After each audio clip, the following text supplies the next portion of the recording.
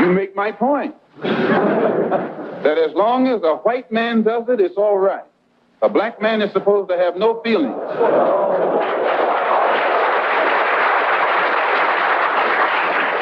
But when a black man strikes back, he's an extremist. He's supposed to sit passively and have no feelings, be nonviolent, and love his enemy. No matter what kind of attack, be it verbal or otherwise, he's supposed to take it.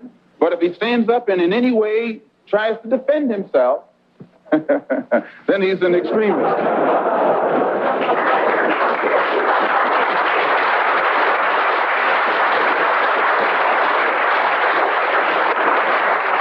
No, I think that the speaker who preceded me is getting exactly what he asked for.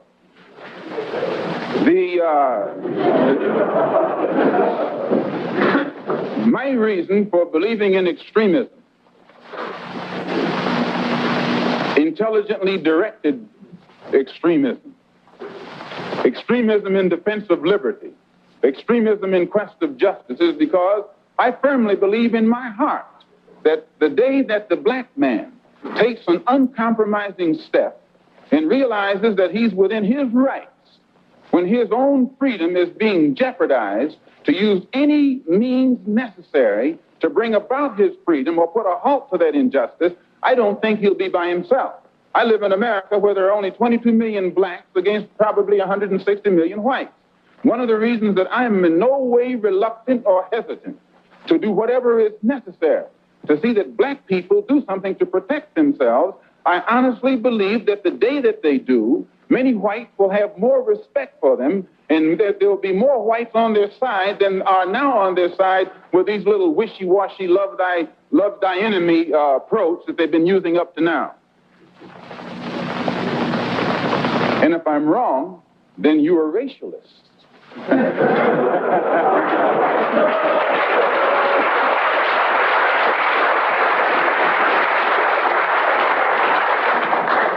As I said earlier, in my conclusion, I'm a Muslim. I believe in the religion of Islam. I believe in Allah. I believe in Muhammad. I believe in all of the prophets. I believe in fasting, prayer, charity, and that which is incumbent upon a Muslim to fulfill in order to be a Muslim. In April, I was fortunate to make the Hajj to Mecca and went back again in September to try and carry out my religious functions and requirements. But at the same time that I believe in that religion, I have to point out I'm also an American Negro. And I live in a society whose social system is based upon the castration of the black man, whose political system is based on castration of the black man, and whose economy is based upon the castration of the black man. A society which in 1964 has more subtle, deceptive, deceitful methods to make the rest of the world think that it's cleaning up its house, while at the same time the same things are happening to us in 1964 that happened in 1954, 1924, and in 1984. They came up with what they call a civil rights bill in 1964, supposedly to solve our problem, and after the bill was signed, 3 civil rights workers were murdered in cold blood. And the FBI head, Hoover, admits that they know who did it. They've known ever since it happened, and they've done nothing about it. Civil rights bill down the drain. No matter how many bills pass, black people in that country, where I'm from, still our lives are not worth 2 cents.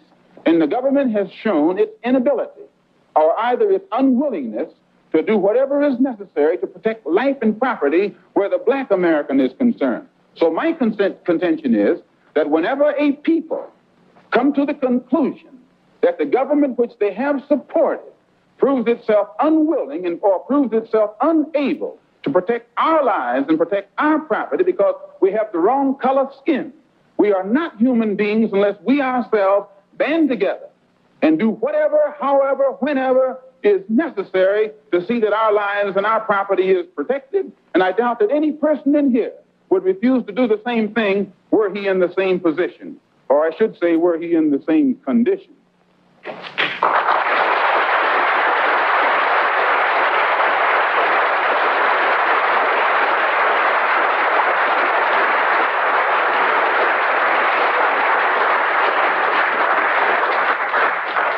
one step farther to see am I justified in this stand.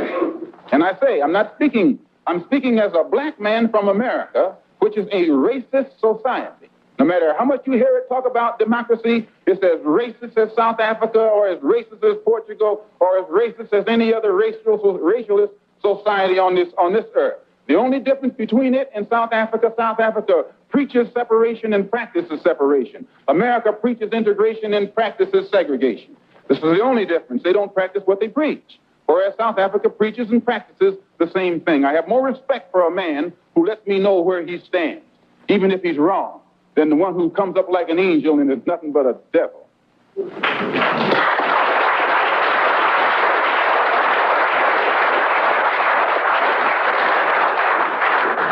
The system of government that America has consists of committees. There are 16 senatorial committees that govern the country and 20 congressional committees.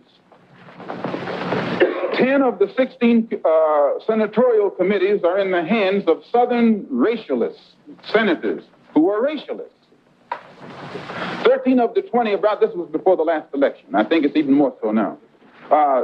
10 of the 16 committees, senatorial committees, are in the hands of senators who are Southern racialists. 13 of the 20 congressional committees were in the hands of Southern congressmen who are racialists, which means out of the 36 committees that govern the foreign and domestic direction of that government, 23 are in the hands of Southern racialists, men who in no way believe in the equality of man, and men who do anything within their power to see that the black man never gets to the same seat or to the same level that they are on. The reason that these men from that area have that type of power is because America has a seniority system.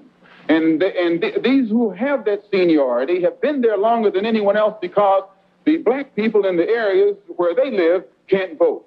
And it is only because the black man is deprived of his vote that puts these men in positions of power that gives them such influence in the government beyond their actual intellectual or political ability, or even beyond the number of people from the areas that they represent. So we can see in that country that no matter what the federal government professes to be doing, the power of the federal government lies in these committees, and any time a black man or any kind of legislation is proposed to benefit the black man or give the black man his just due, we find that it's locked up in these committees right here. And when they let something through the committee, usually it is so chopped up and fixed up that by the time it becomes law, it's a law that can't be enforced. Well, another example is the Supreme Court desegregation decision that was handed down in 1954. This is a law. And this law, they have not been able to implement this law in New York City or in Boston or in Cleveland or Chicago or the northern cities.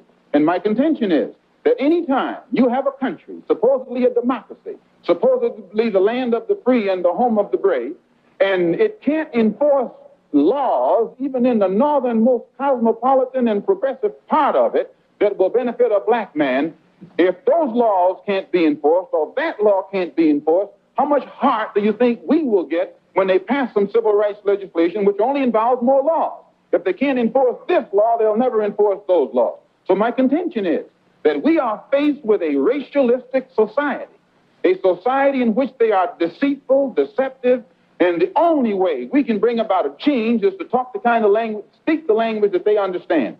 The racialist never understands a peaceful language.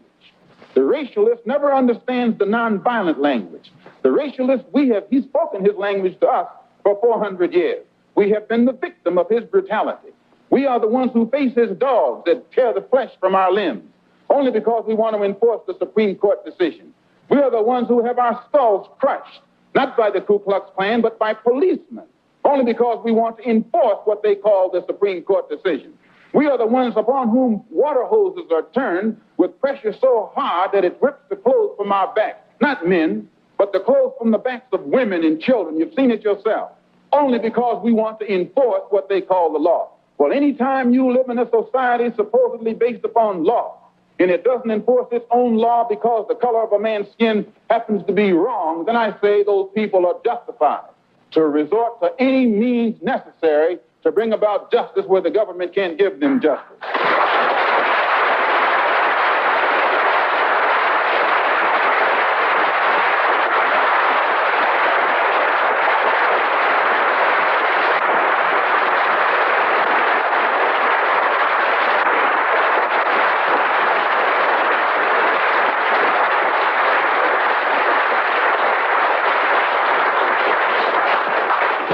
I don't believe in any form of unjustified extremism. But I believe that when a man is exercising extremism, a human being is exercising extremism in defense of liberty for human beings, it's no vice. And when one is moderate in the pursuit of justice for human beings, I say he's a sinner. And I might add in my conclusion, in fact, America is one of the best examples when you read its history about extremism. Old Patrick Henry said, liberty or death. That's extreme.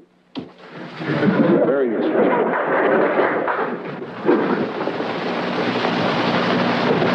I read once, passingly, about a man named Shakespeare. I only read about him passingly, but I remember one thing he wrote that kind of moved me. He put it in the mouth of Hamlet, I think it was, who said, to be or not to be. He was in doubt about something.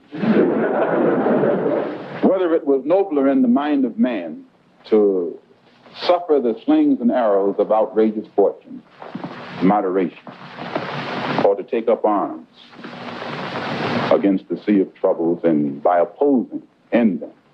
And I go for that. If you take up arms, you'll end it. But if you sit around and wait for the one who's in power to make up his mind that he should end it, you'll be waiting a long time. And in my opinion, the young generation of whites, blacks, browns, whatever else there is, you're living at a time of extremism, a time of revolution, a time when there's got to be a change. People in power have misused it, and now there has to be a change, and a better world has to be built, and the only way it's going to be built is with extreme methods. And I, for one, will join in with anyone. Don't care what color you are, as long as you want to change this miserable condition that exists on this earth. Thank you.